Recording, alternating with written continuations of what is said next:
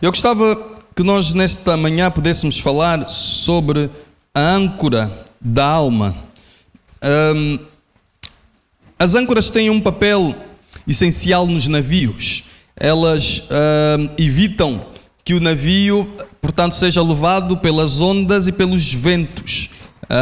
Sem a âncora, o navio, quando a âncora não é lançada, ou se a âncora não for lançada, o navio poderá deixar-se guiar conforme o sabor das ondas, conforme o sabor do vento, e portanto a âncora, ela mantém o navio firme naquele lugar onde ela foi atirada. Portanto o navio desta forma permanece firme. E nós, irmãos, como seres humanos, também procuramos âncoras para a nossa vida, para a nossa alma, coisas nas quais nós procuramos uma segurança, e por vezes, irmãos, as âncoras que nós buscamos para a nossa vida não são as ideais, não nos podem conferir a segurança de que nós necessitamos.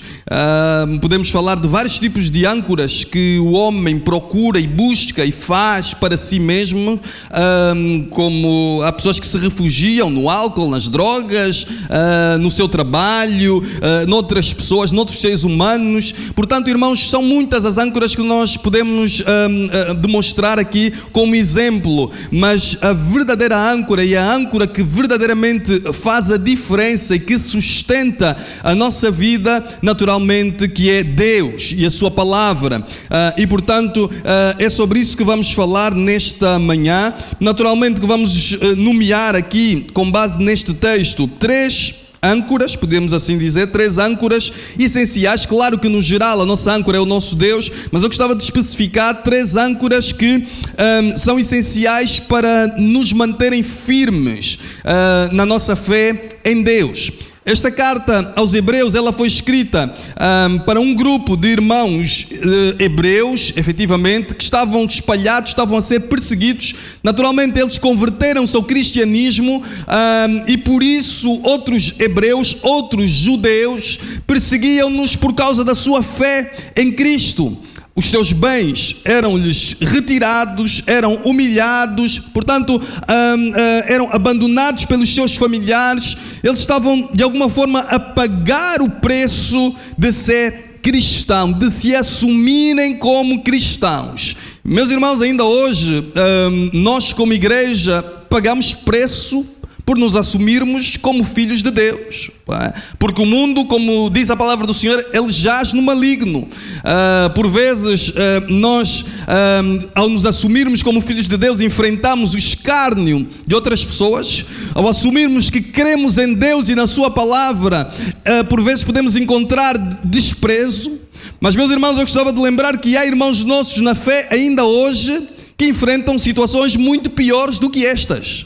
Há pessoas a quem a sua vida é retirada. Há irmãos nossos que são mortos por causa da sua fé em Deus. E eu, muitas vezes, quando penso nisso, eu me pergunto a mim mesmo: Deus, como é que eu estaria numa situação dessas? Não é? Então, irmãos, nós vemos que muitas vezes há um preço a pagar para sermos filhos de Deus, não é? Por sermos filhos de Deus. E que Deus nos dê a graça, que Deus nos dê a âncora necessária para permanecermos firmes, aconteça o que acontecer, venha o que vier, sopre o vento que soprar, enfrentemos o mar que enfrentemos, irmãos, mas que os nossos pés permaneçam firmes na rocha da nossa salvação. Portanto, os irmãos aqui, a quem é escrita esta carta, estavam a passar por muitas lutas, e irmãos, muitos deles, por causa destas lutas, destas perseguições, o que eles estavam a fazer era tentar encontrar um caminho intermédio. Ou seja, eles estavam a ser perseguidos por negar o judaísmo, por dizer: não, Cristo é o Messias, as promessas que estão no Antigo Testamento cumprem-se em Cristo, e portanto estavam a ser perseguidos. E o que é que muitos deles estavam a tentar fazer? Estavam a tentar encontrar um meio termo, não é? E quando a gente tenta encontrar um meio termo, não somos nem uma coisa nem outra, nem carne nem peixe, como se costuma dizer, nem carne nem peixe, ficamos ali uma coisa meio híbrida, e portanto não é também para isso que nós fomos chamados, mas fomos chamados para confessarmos que Jesus Cristo é o Senhor acima de todas as coisas. Ele é o Rei dos Reis e Senhor dos Senhores. Então, estes irmãos estavam a ser perseguidos, os seus bens estavam a ser retirados, eles estavam a tentar encontrar um meio termo, mas esta carta, ela é escrita precisamente para dar ânimo a estes irmãos, para incentivá-los a seguirem Cristo e a demonstrar que não valia a pena eles voltarem para trás, eles olharem para trás. E é por isso que a dada altura nesta carta, o autor ele escreve: nós não somos daqueles que regressam, nós somos daqueles que ficam firmes e que vencem pela fé. Irmãos, estes somos nós, os filhos de Deus. Permanecemos firmes pela fé que temos no nosso Deus. É por isso que depois temos ali o capítulo 11, que todos nós conhecemos tão bem, em que nos fala dos heróis da fé, não é? Algo de facto, um capítulo extraordinário. Mas estamos aqui no versículo 9, vamos ler a partir do versículo 9 no capítulo 6. Porque uma das outras tendências que os irmãos estavam a seguir era alguma sonolência espiritual, alguma apatia espiritual. E meus irmãos, por vezes as lutas, as dificuldades, elas podem tender a esfriar a nossa fé. E que nós, irmãos, possamos terem atenção para que isto não aconteça, não suceda na vida de cada um de nós, mas que diante das lutas nós possamos permanecer confessando que Jesus Cristo é o nosso Senhor, que nós confiamos nele e que estamos firmes nele. Versículo 9: quanto a vós outros, todavia, ó amados, estamos persuadidos das coisas que são melhores e pertencentes à salvação, ainda que falamos desta maneira. Porque Deus não é injusto para ficar esquecido do vosso trabalho e do amor que evidenciastes para com o seu nome, pois servistes e ainda servis aos santos. Desejamos, porém, continue cada um de vós mostrando até ao fim a mesma diligência, para a plena certeza da esperança, para que não vos torneis indolentes, mas imitadores daqueles que pela fé e pela longanimidade herdam as promessas. A primeira âncora que eu gostava de falar nesta manhã é a justiça de Deus. Que nós nos possamos, irmãos, alicerçar, possamos firmar os nossos pés, porque Deus é justo. O autor aqui desta epístola escreve no versículo 10: porque Deus não é injusto para ficar esquecido do vosso trabalho e do amor que evidenciastes para com o seu nome. Irmãos, Deus não é injusto para se esquecer do nosso trabalho, do nosso serviço, da nossa fé, da nossa confiança nele. Isto deve ser uma âncora para nós permanecermos firmes. Vale a pena servir a Deus, vale a pena continuarmos a confiar no Senhor, vale a pena olharmos para Jesus, vale a pena, irmãos, nós continuarmos a servir a Deus mesmo no meio da dificuldade, no meio das lutas, no meio da aflição. Vale a pena sim permanecermos firmes, porque Deus é justo. Deus não se esquece do nosso trabalho e Ele um dia há de recompensar-nos pelo nosso esforço, pelo nosso serviço, pelo nosso amor, pelo amor demonstrado pelo seu nome. É o que a palavra do Senhor aqui nos está a dizer. Deus não se esquece do nosso serviço e da nossa fidelidade. Por vezes, irmãos, nós aqui na terra lidamos com pessoas a quem podemos fazer um bem e esta pessoa esquece do bem que nós fizemos, não é? Ou por vezes nós mesmos também nos podemos esquecer e ser ingratos em relação a outra pessoa. Que Deus nos ajude e que não sejamos ingratos, mas que sejamos agradecidos àqueles que nos ajudam. E há pessoas, irmãos, em que isto acontece, que se tornam ingratas e que se esquecem do bem que lhes é feito. Ora, a palavra do Senhor, irmãos, aqui nos diz que Deus não se esquece do bem, do serviço que nós prestamos na sua obra, da nossa fidelidade ao seu nome. Portanto, vale a pena continuarmos a servir a Deus, vale a pena continuarmos a olhar para o Senhor, porque Deus não se esquece do nosso trabalho e do nosso amor. É interessante nós vermos que aqui o autor ele junta estas duas palavras, trabalho e amor, porque, irmãos, o nosso trabalho ao Senhor, ele deve ser feito efetivamente por amor. Esta deve ser a nossa motivação. A nossa motivação deve ser o amor de Deus. É o amor de Deus que nos constrange, é que nos leva a servir, porque o trabalho, irmãos, sem amor, o serviço sem amor não tem valor, não é? Não tem grande valor. É como Paulo escreve em 1 aos Coríntios, no capítulo 13. Se ainda que eu tivesse os dons, ainda que eu falasse a língua dos anjos e dos homens, se não tivesse amor, seria como metal que soa ou como símbolo que retine, não é? Estaria apenas ali a fazer um barulho sem amor. É disso que se trata. Mas, irmãos, que nós possamos também ser inundados a cada dia pelo amor do nosso Deus.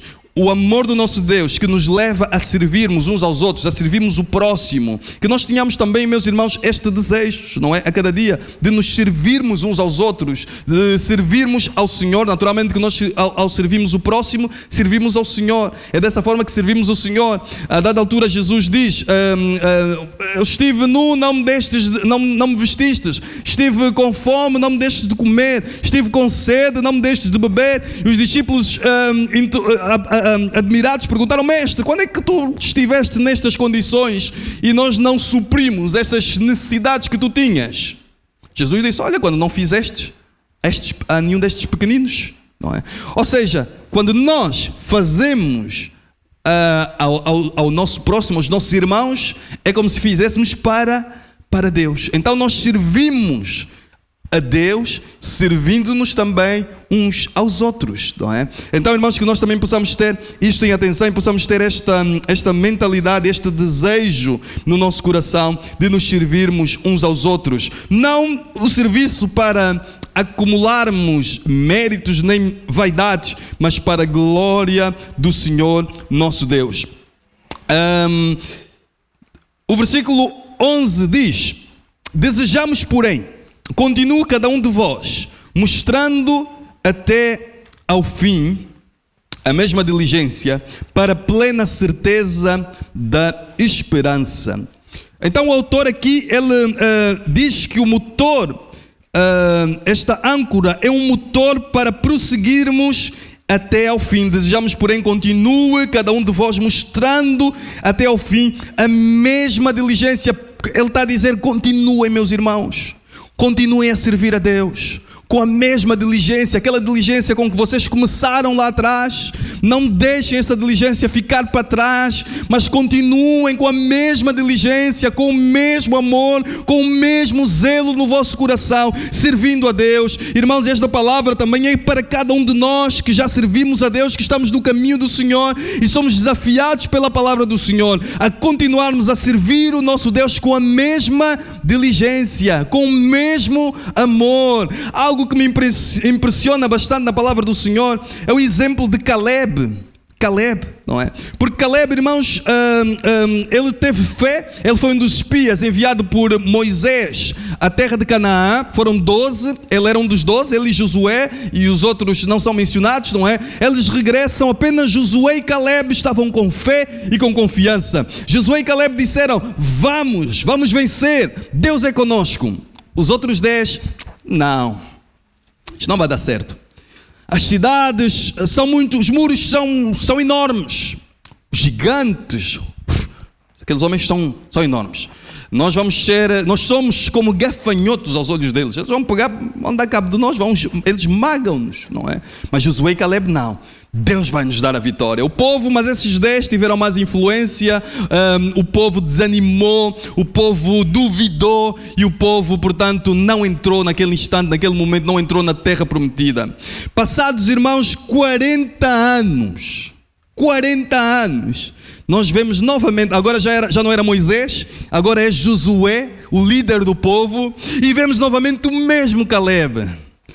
Josué, Deus fez uma promessa que me daria aquela terra. Eu quero a minha porção, porque eu ainda tenho forças para ir lá à guerra, para vencer e para voltar com a vitória, porque Deus é comigo. Então, irmãos, nós vemos Caleb passado todos esses anos. Ele nessa altura já tinha 80, 85 anos, talvez, mas ele tinha a mesma força, a mesma diligência, a mesma fé. Passaram-se 40 anos, tinha o mesmo ânimo no seu coração. Irmãos, na presença de Deus é possível nós permanecermos com a mesma fé, com o mesmo ânimo, com o mesmo zelo, com a mesma paixão, com a mesma diligência servindo a Deus, não é? Por vezes nós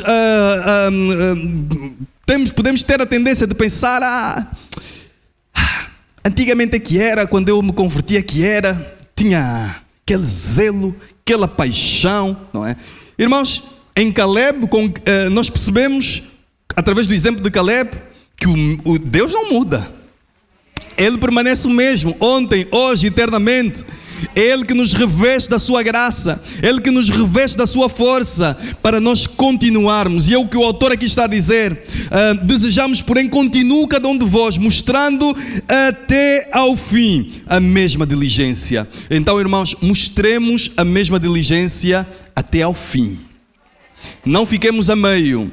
Não fiquemos com o nosso ânimo a meio, mas mostremos a mesma diligência, a mesma paixão, o mesmo zelo, o mesmo amor pelo nosso Deus até ao fim. Para plena certeza da esperança, para que esta esperança, irmãos, se possa tornar, que se possa concretizar nas nossas vidas. Para que não vos torneis indolentes, ou seja, irmãos, se nós não mostramos a mesma diligência, nós nos vamos tornar indolentes, não é? Diligência, ela significa cuidado, dedicação, zelo. Indolência significa precisamente o oposto, não é? Significa letargia, sono, ócio, desleixo, negligência. Então, irmãos, se nós não ficarmos diligentes, se nós não formos diligentes no nosso serviço ao Senhor, só temos outro caminho. Não é? É que nós nos vamos tornar indolentes, é como um sono, não é? Uma sonoleira, um cansaço espiritual, uma preguiça espiritual. E é interessante, irmãos, porque o apóstolo que escreve esta carta, no princípio, no final do capítulo 5, ele vai falar um pouco de facto que muitos irmãos ali, não tinham crescido espiritualmente. A igreja tinha, quando esta carta é escrita, tinha cerca de 30 anos, portanto havia irmãos que tinham já 30 anos de crentes, ou mais do que 30 anos de crente, e não tinham crescido espiritualmente. E nós podemos perguntar, então, mas por que é que eles não cresceram espiritualmente? O autor explica: porque eles não cresceram no conhecimento da palavra do Senhor. Não conheciam, não se aprofundaram no conhecimento de Deus. Eles queriam ficar apenas pelos ensinos superficiais da palavra. Irmãos, e nós precisamos a cada dia de nos aprofundarmos na palavra do Senhor.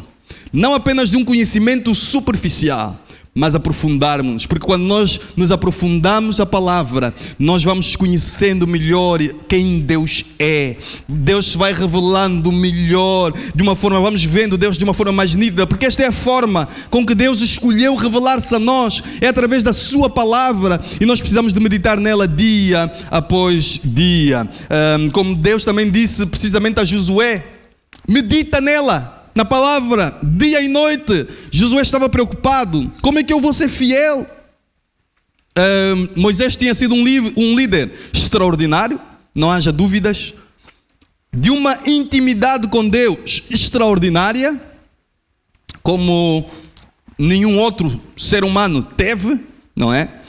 Então, era natural, é compreensível a preocupação de Josué. Josué estava preocupado: como é que eu vou suceder a um líder como este, como Moisés? Deus disse-lhe somente: olha, preocupa-te em observar a minha palavra. Não te desvies dela, nem para a direita, nem para a esquerda, mas permanece firme. E era necessário que Josué permanecesse firme na palavra. Por vezes, irmãos, nós podemos ter a tendência, não sei se essa era a tendência de Josué ou não, mas era legítimo como ser humano, não era correto, mas podia acontecer como ser humano, Josué querer comparar-se, não é? Mas Moisés fez isto, Moisés fez aquilo, eu nunca vou ser Moisés.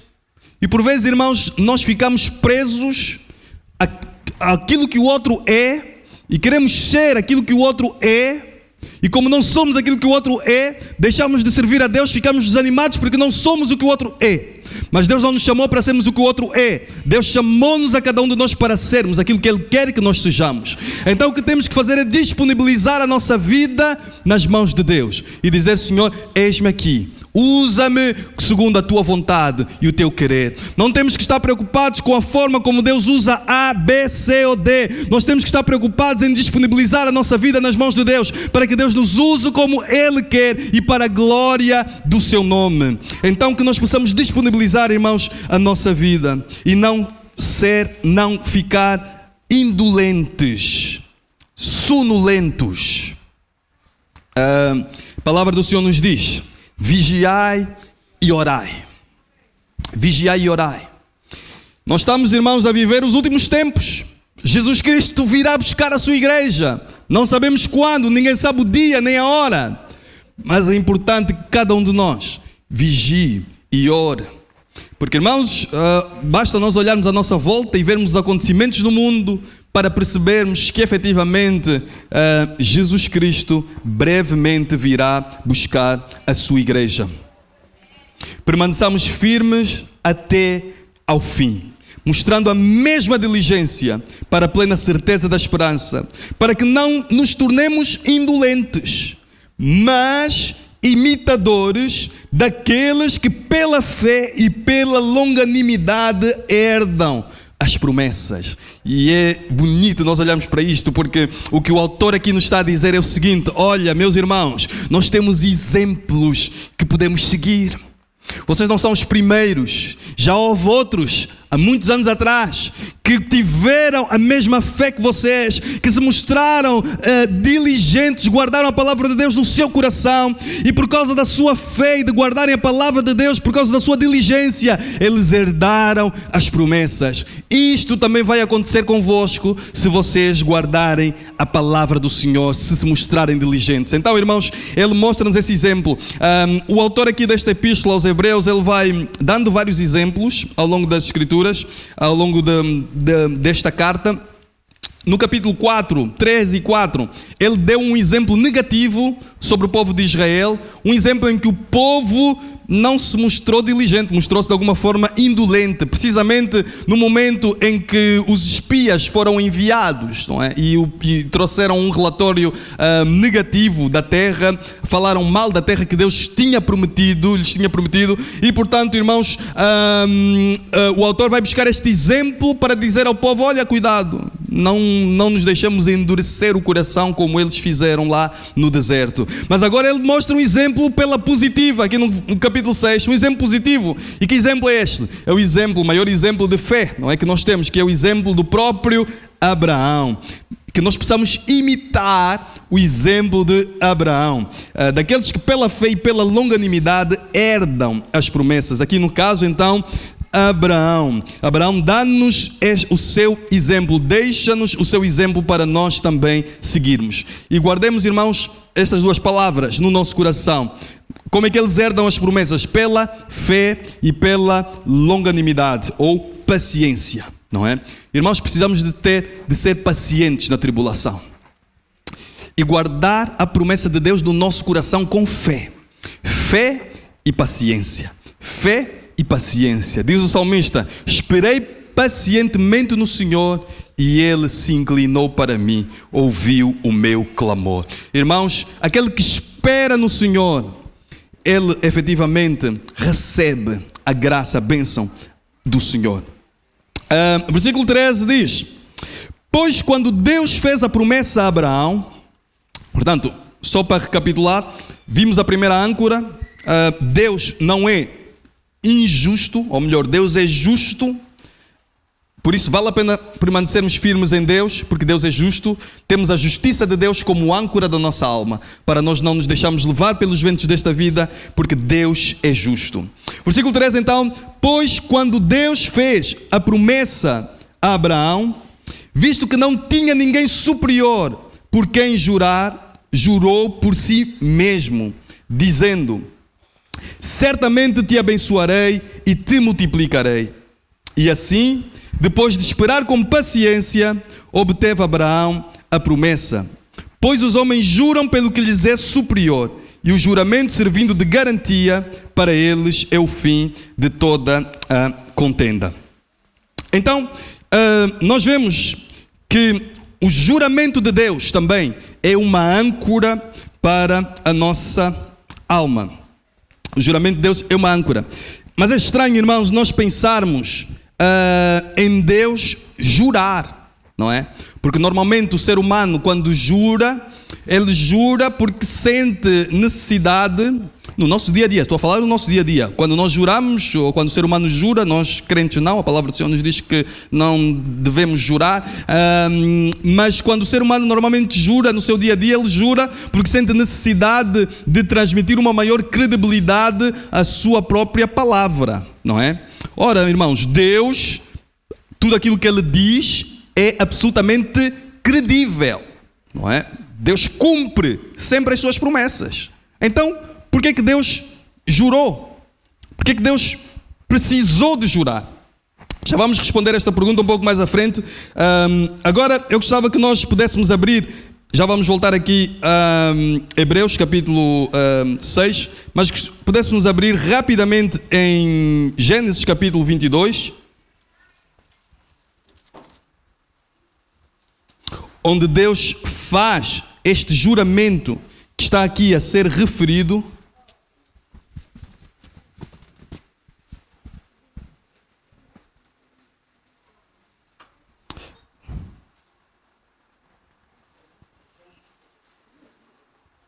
Gênesis 22, 16. Podemos ler o 15 também. Irmãos, isto é na sequência do momento em que Abraão, aquela prova de fé que Deus coloca sobre Abraão, aquela prova extraordinária, não é? Em que Deus pede Isaac a Abraão. Vale a pena lembrar, irmãos, que aquilo que Deus tinha dito é que em Isaac seria a descendência de Abraão. Deus prometeu que era através de Isaac que Deus faria uma grande nação sobre a descendência de Abraão.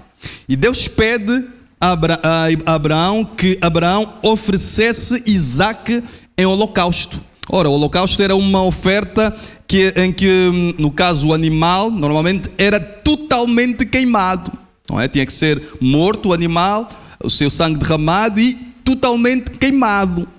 E é isto que Deus pede a Abraão.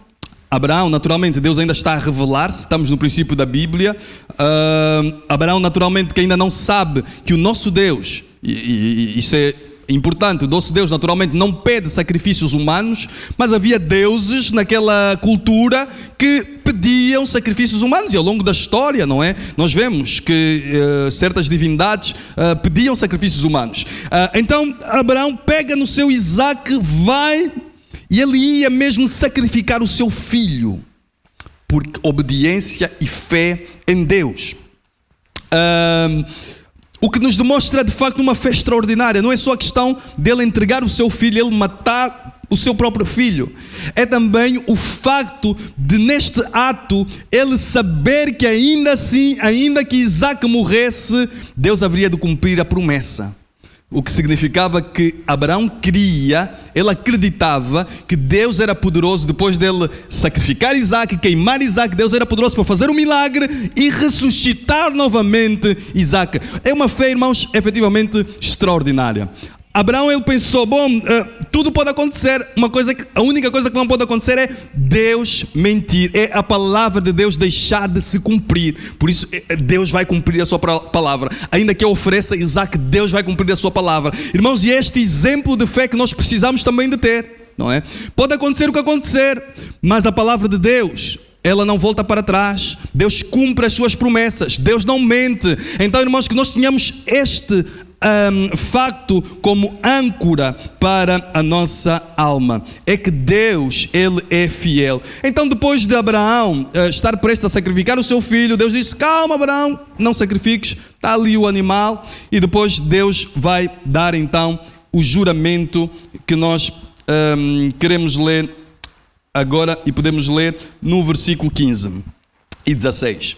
Diz a palavra do Senhor: então do céu bradou pela segunda vez o anjo do Senhor a Abraão e disse: jurei por mim mesmo, diz o Senhor, porquanto fizeste isso e não me negaste o teu único filho, que deveras te abençoarei e te multiplicarei a tua descendência como as estrelas dos céus e como a areia da praia do mar. A tua descendência possuirá a cidade dos seus inimigos. Então, Deus reafirma a sua promessa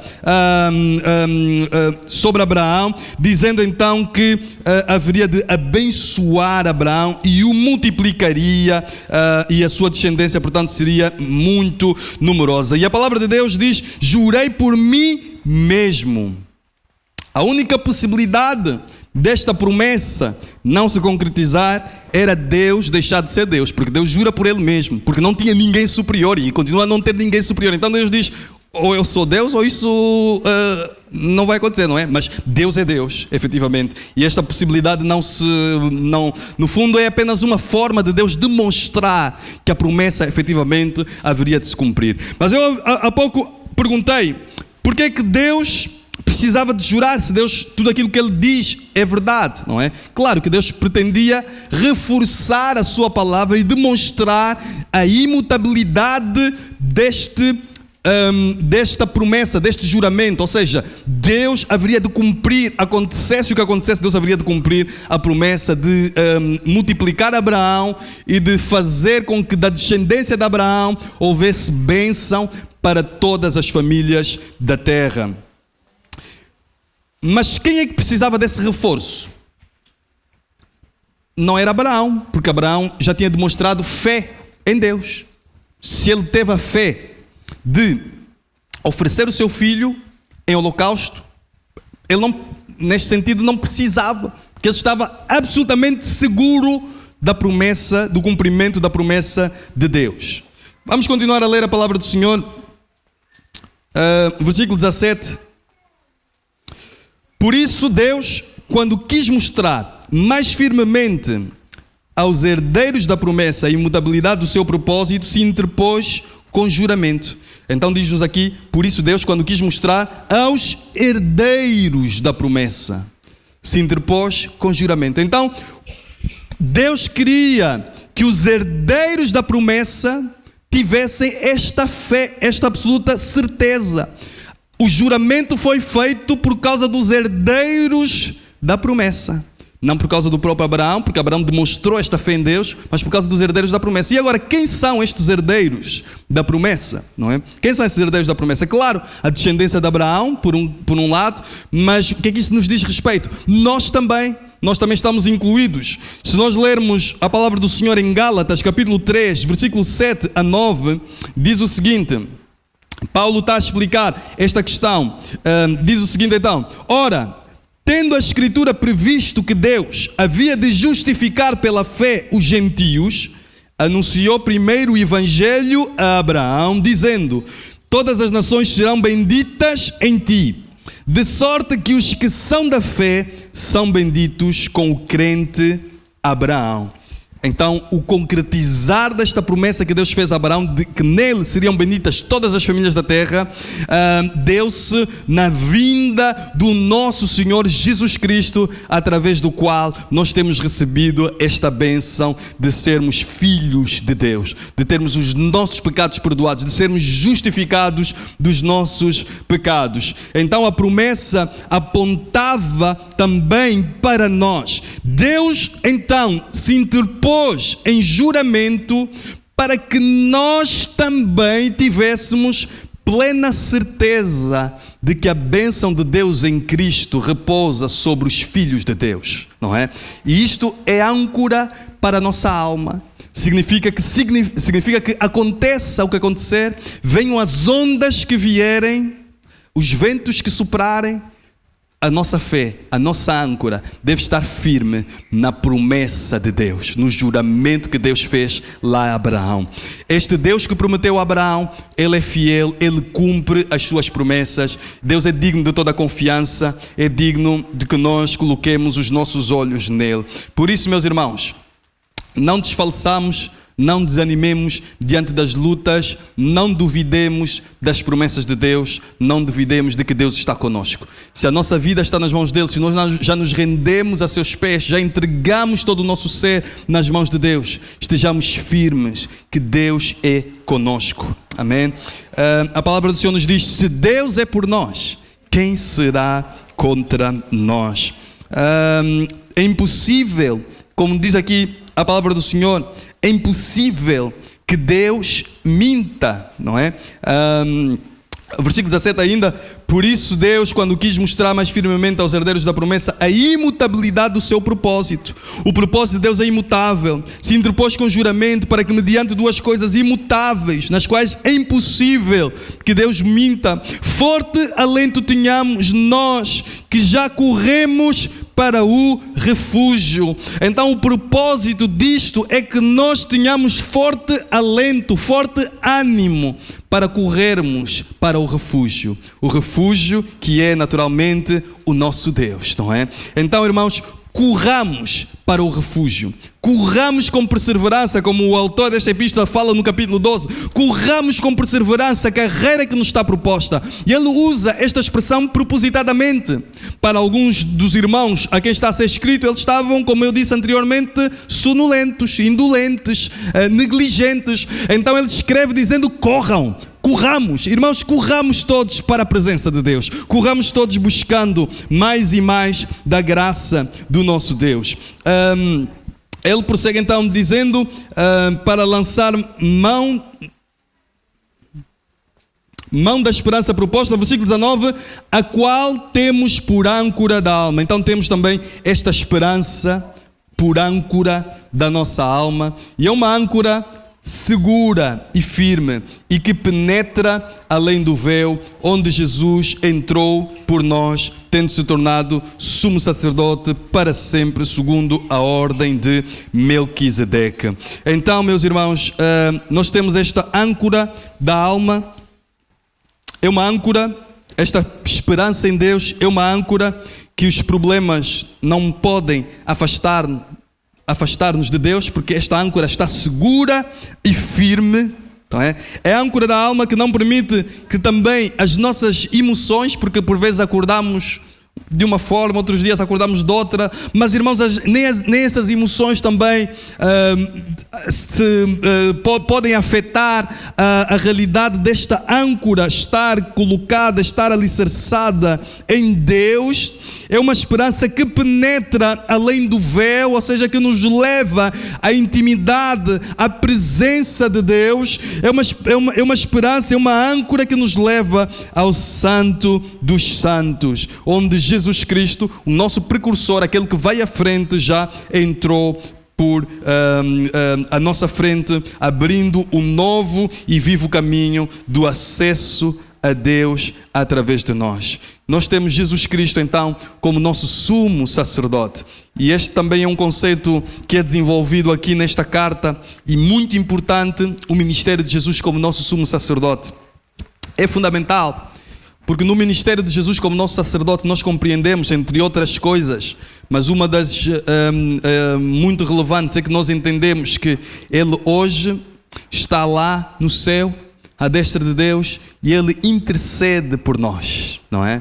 O sumo sacerdote tinha a função de interceder pelo povo. Ele ia uma vez ao ano ao lugar santo dos santos, tinha que levar o sangue. Jesus levou o seu próprio sangue, não é? Entregou-se a ele mesmo como sacrifício. O sumo sacerdote ia lá e enquanto aspergia o sangue, derramava o sangue, ele tinha que orar, tinha que interceder, pedir: Deus, perdoa o povo que está lá fora, perdoa-nos porque nós somos pecadores, nós falhamos contra ti. Então o sumo sacerdote ficava lá intercedendo pelo povo. E agora, irmãos, nós temos o nosso Senhor Jesus Cristo, o nosso sumo sacerdote, que intercede por nós à destra de Deus. Temos motivos, irmãos, para ficarmos seguros no nosso Deus, porque temos esta âncora, o juramento de Deus, temos como âncora a justiça de Deus, temos como âncora a esperança em Deus e também temos o nosso Senhor Jesus Cristo como nosso sumo sacerdote.